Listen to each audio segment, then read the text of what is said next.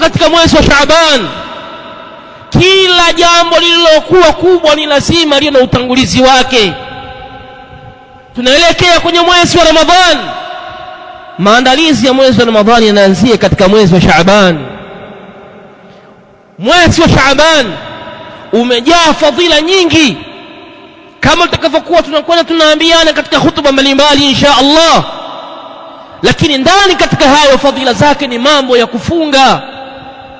Msimu huu unaweza kushangaa mtu ukampitika wote kwa ujumla wake, hata siku moja hajafunga.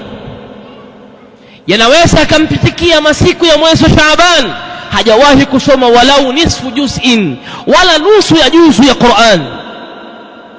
Utampitikia mwezi huu wa Shaaban hakuna hata mashindano ya sadaka aliyojiwekea kwenye nafsi yake, hakuna.